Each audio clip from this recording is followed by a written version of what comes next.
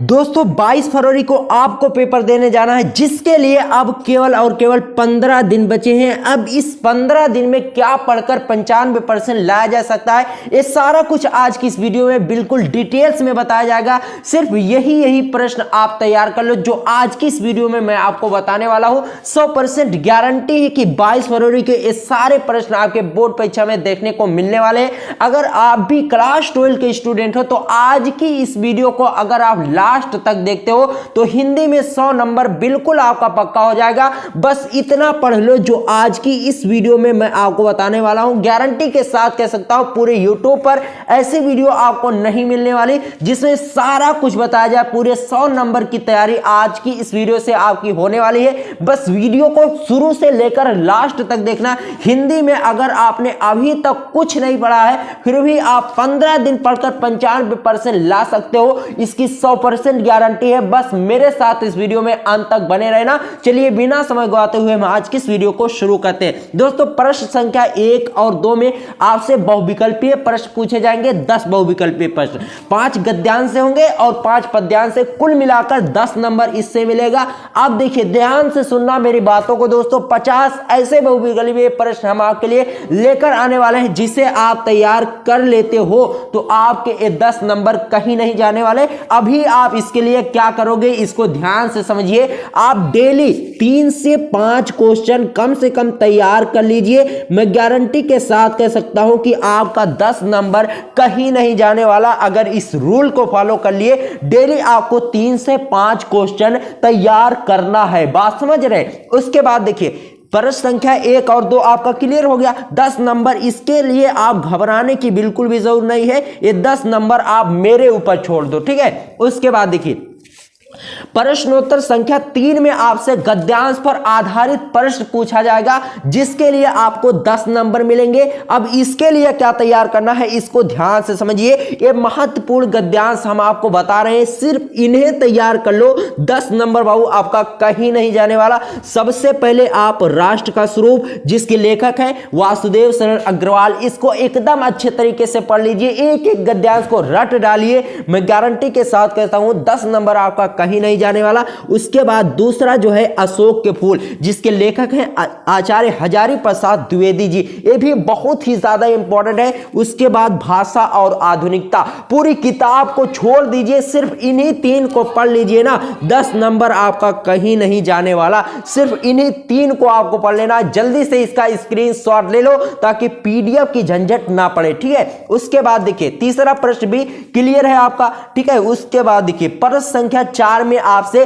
Same इसी तरह का एक पद्यांश पर आधारित प्रश्न पूछा जाएगा। यानी आपको एक पद्यांश दिया जाएगा जिसके नीचे कुछ क्वेश्चन होंगे। अगर आप उन क्वेश्चन को सही से करते हो तो 10 नंबर इसके लिए आपको मिलेंगे।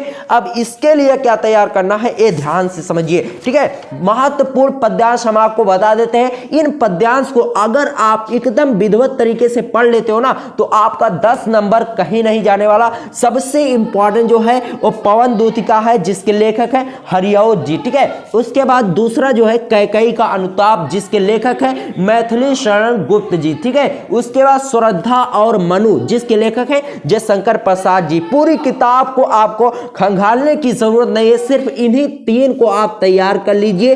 10 नंबर आपका कहीं नहीं जाने वाला, इसकी 100% गारंटी है। क्योंकि दोस्तों सभी सेट को हमने उठा कर देखा, यही 3 घुमा फिरा कर पूछे जाते हैं। बात समझ रहे? उसके बाद देखिए चौथा प्रश्न भी आपका क्लियर हो गया। 10 नंबर टोटल 3 प्रश्न, 4 प्रश्न को आपको पढ़कर 30 नंबर आपके मिल गए। उसके बाद ध्यान दीजिए, अब देखिए दोस्तों प्रश्न संख्या 5 पर हम आ चुके हैं। प्रश्नोत्तर संख्या 5 का में आपको लिखना रहेगा लेखक का साहित्यिक परिचय, जिसके लिए आप सिर्फ और सिर्फ 2 अगर आप तैयार करके जाते हो तो आपका एक भी नंबर नहीं जाने वाला। अगर आप ये तीनों तैयार कर लीजिए तो बहुत ही अच्छी बात है, ठीक है। पहला है वासुदेव शरण अग्रवाल, ठीक है, इसको जरूर तैयार कर लेना, हर सेट में लगभग पूछा ही जाता है। उसके बाद है आचार्य हजारी प्रसाद द्विवेदी, फिर एपीजे अब्दुल कलाम। इन तीनों के अलावा कोई और साहित्यिक परिचय आपको आपके बोर्ड एग्जाम में देखने को नहीं मिलने वाला, इसकी 100% गारंटी है दोस्तों। मैं गारंटी के साथ कहता हूं कि इससे बाहर आने वाला नहीं है। 5 नंबर आपका आज ही फिक्स हो गया अगर आप इसे अच्छे तरीके से तैयार कर लेते हो, ठीक है। उसके बाद देखिए प्रश्नोत्तर संख्या 5 खा में आपसे कवि का साहित्यिक परिचय, लेखक और कवि का साहित्यिक परिचय के लिए आपको कुल मिलाकर 5-5-10 नंबर दिए जाते हैं, बात समझ रहे। तो कवि का साहित्यिक परिचय में आप तैयार कर लीजिए अयोध्या सिंह उपाध्याय हरिऔध जी का, बहुत ही ज्यादा इंपॉर्टेंट है। उसके बाद जयशंकर प्रसाद और मैथिली शरण गुप्त, इन तीनों का अगर आप तैयार कर लिए बाबू ना, तो 1 नंबर भी आपका कटने वाला नहीं है, 1 नंबर भी आपका कहीं नहीं जाने वाला, सिर्फ इन्हीं 3 को अगर आप तैयार करके जाते हो, बात समझ रहे। इन सभी का सॉल्यूशन भी आपको जल्द ही मिलेगा, ठीक है। उसके बाद देखिए प्रश्नोत्तर संख्या 6 में आ जाते हैं, कहानी का सारांश या फिर उद्देश्य पूछा जाएगा, जिसके लिए आप पंचलाइट तैयार कर लीजिए, ठीक है। पंचलाइट और बहादुर, दोस्तों सिर्फ पंचलाइट ही तैयार कर लीजिए, 5 नंबर आपका कहीं नहीं जाने वाला। समय क्यों बर्बाद करोगे बहादुर कहानी में, पंचलाइट कहानी को ही अच्छे तरीके से पढ़ लो, ठीक है। उसके बाद देखिए प्रश्नोत्तर संख्या 7 में आपसे पूछा जाएगा जिले का खंडकाव्य कुछ दिए जाएंगे, 6-7 खंडकाव्य, जिनमें से आपको उसी खंडकाव्य को लिखना होगा जो आपके जिले में पढ़ाया जाता हो, जैसे मुक्ति यज्ञ हो गया, श्रवण कुमार, इस तरीके के खंडकाव्य दिए जाएंगे। उसके बाद पूछेगा मुक्ति यज्ञ खंडकाव्य का चरित्र चित्रण कीजिए, ठीक है। तो इसके लिए आपको मुक्ति यज्ञ खंडकाव्य को खूब अच्छे से पढ़ना होगा, जिसके लिए बाबू आपको 5 नंबर दिए जाएंगे, ठीक है। देखिए दोस्तों सिर्फ आपको करना कुछ नहीं, किसी एक खंडकाव्य जो आपके जिले में लगता हो उसको अच्छे तरीके से पढ़ लीजिए, वही खंड का पूछा जाएगा। किसी भी सेट या फिर किसी भी मॉडल पेपर, किसी भी प्रीवियस ईयर पेपर को उठाकर देख लीजिए, आपसे हर साल वही खंड का पूछा जाता है जो पिछले साल पूछा गया था, ठीक है। तो 5 नंबर आपका इसमें बिल्कुल आसानी से मिल जाता है, करना कुछ नहीं रहता, सिर्फ रटने वाली चीजें हैं ये सब, ठीक है। उसके बाद देखिए प्रश्नोत्तर संख्या 8 का में आपसे संस्कृत का गद्यांश दिया जाएगा, जिसका ससंदर्भ हिंदी में अनुवाद करना होगा, यानी संदर्भ के साथ हिंदी में अनुवाद करना होगा बाबू, जिसके लिए आपको 7 नंबर दिया जाएगा। 7 नंबर बिल्कुल पक्का हो गया अगर आप इनको तैयार कर लेते हो जो मैं बताने जा रहा हूं, ठीक है। देखिए ये संस्कृत के महत्वपूर्ण गद्यांश हैं, जैसे संस्कृत भाषा है महत्तम, इस चैप्टर को आप बिल्कुल अच्छे तरीके से पढ़ लीजिए। महामना मालवीय वाले इन दोनों चैप्टर को अगर आप अच्छे तरीके से पढ़ लेते हो तो आपका एक भी नंबर नहीं कटने वाला। 7 नंबर समझ लीजिए आपका आज ही पक्का हो गया अगर आप इन्हें पढ़ लेते हो, ठीक है दोस्तों। उसके बाद हम लिए चलते हैं आपको प्रश्नोत्तर संख्या 8 खा में, जिसमें आपसे पूछा जाता है संस्कृत श्लोक का ससंदर्भ हिंदी में अनुवाद, जिसके लिए आपको 7 नंबर दिए जाते हैं। अब 7 और 7 टोटल मिलाकर संस्कृत से आपके 14 नंबर के प्रश्न बनते हैं। अब इस 14 नंबर के प्रश्न के लिए सिर्फ और सिर्फ आप 3 चैप्टर्स तैयार कर लीजिए ना, मैं गारंटी के साथ 100% गारंटी के साथ कहता हूं कि आप का एक भी नंबर नहीं करने वाला। 14 नंबर आपके मुट्ठी में होगा, बस इनको एकदम अच्छे तरीके से पढ़ लेना है। जैसे महत्वपूर्ण संस्कृत गद्यांश में संस्कृत भाषा महत्व पढ़ लीजिए, महामना मालवीय, और महत्वपूर्ण श्लोक में देखिए सुभाष रत्नानी में लगभग 8 से 9 श्लोक ऐसे हैं जो हर साल बोर्ड परीक्षा में पूछे जाते हैं। उनमें से कोई एक ना एक आपके बोर्ड एग्जाम में जरूर से जरूर देखने को मिलता है। तो सुभाष रत्नानी को एकदम रट डालना है, आपको एकदम दिमाग में बैठाकर पढ़ डालना है। तो इससे देखिए 14 नंबर आके कहीं नहीं जाने वाले अगर इन 3 चैप्टर्स को आप एकदम अच्छे तरीके से पढ़ लेते हो। दोस्तों पूरी किताब खंगालने की कोनो जरूरत नहीं है, सिर्फ आप इन्हीं 3 को एकदम अच्छे से रिवीजन कर लीजिए,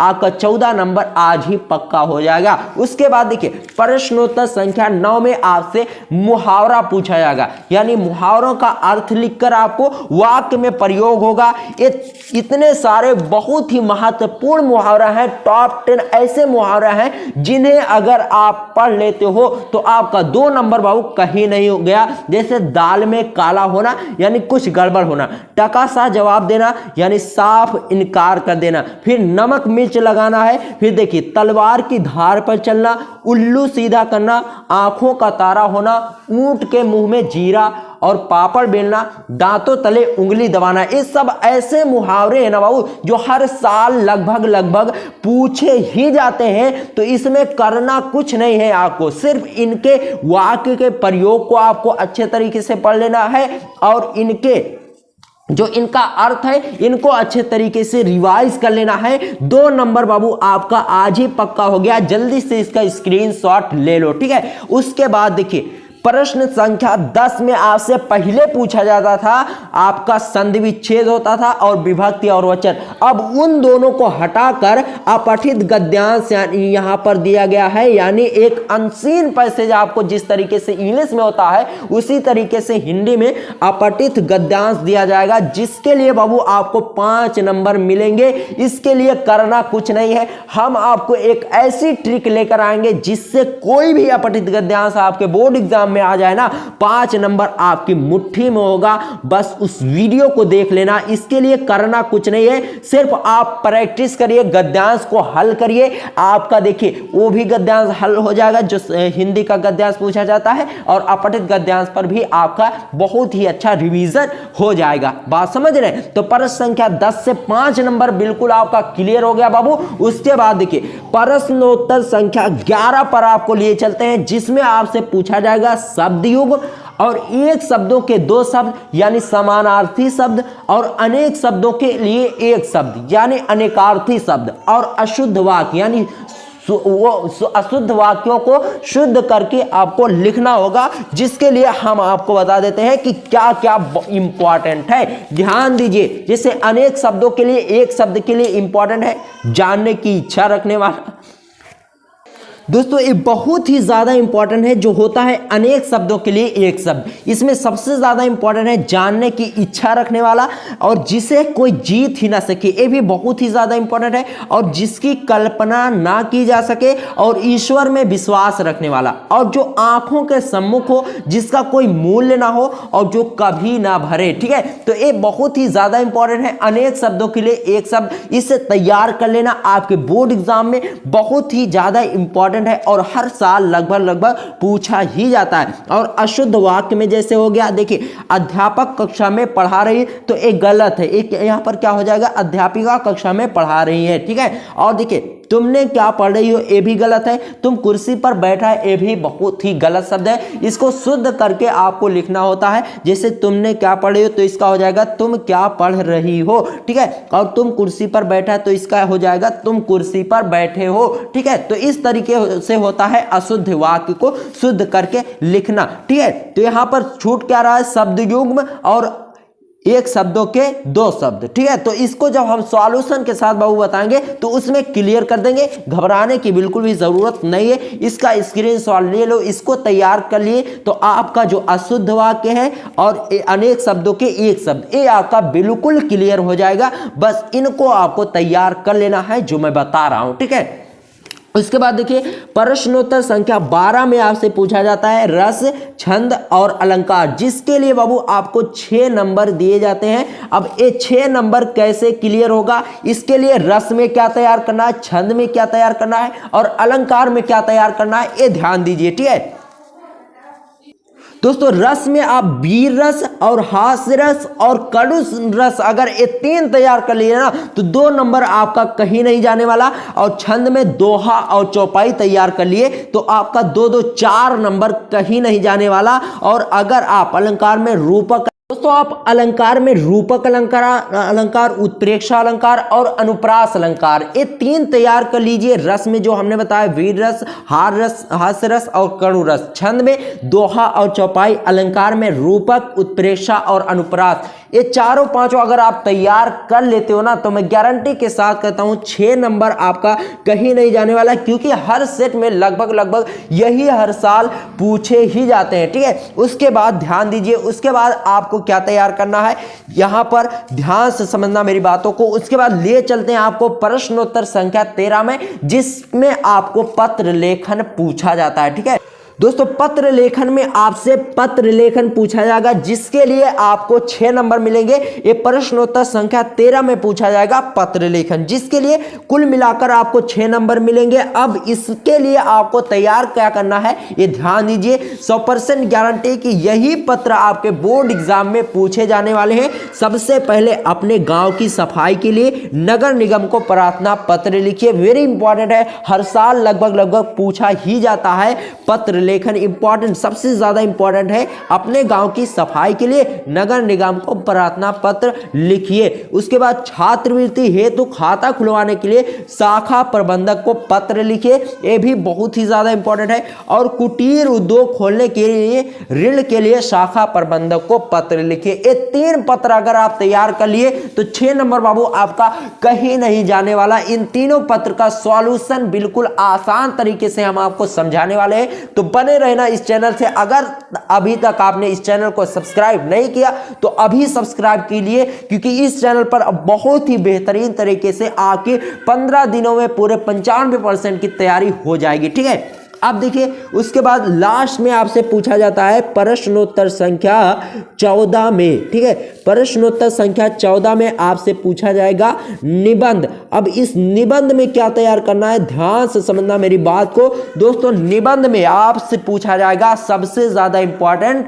आतंकवाद की समस्या और समाधान, बाढ़ की समस्या और समाधान, बेरोजगारी से आजादी, आजादी का अमृत महोत्सव, भारत का चंद्रयान 3। ठीक है, आजादी का अमृत महोत्सव कोई नहीं जानता था कि 2023 में पूछा जाएगा, लेकिन 2023 के हर सेट में आया था आजादी का अमृत महोत्सव, और अब की बार आने के चांसेस है भारत का चंद्रयान 3। ठीक है, बहुत ही ज्यादा इंपॉर्टेंट है भारत का चंद्रयान 3, तो इस पर आपको निबंध तैयार करने की बहुत ही ज्यादा जरूरी है। ठीक है, आतंकवाद की समस्या और समाधान, इस पर आप तैयार कर लीजिए। बाढ़ की समस्या और समाधान, बेरोजगारी से आजादी, आजादी का अमृत महोत्सव और भारत का चंद्रयान 3।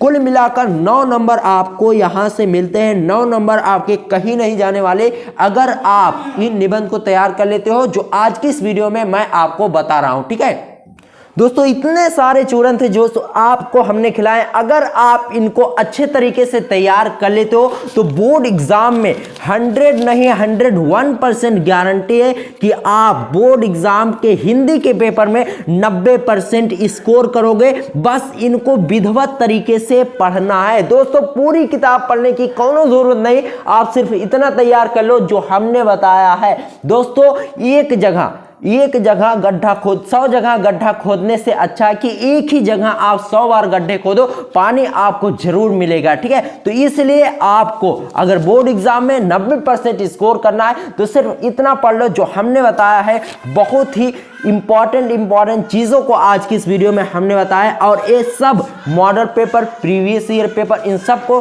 ढूंढने के बाद आपको बताया है बहुत ही ज्यादा इंपॉर्टेंट है। इन्हें आपको तैयार करना बहुत ही जरूरी है। ठीक है, तो आप इन्हें जरूर तैयार कर लेना। बोर्ड एग्जाम में आपके बोर्ड एग्जाम में 100% गारंटी है कि ये 22 फरवरी को जरूर देखने को मिलेगा, तो मैं गारंटी के साथ कहता हूं कि इसे जरूर तैयार कर लेना। ठीक है, चलिए मिलते हैं आपसे किसी और वीडियो में, तब तक के लिए गुड बाय, जय हिंद, जय भारत।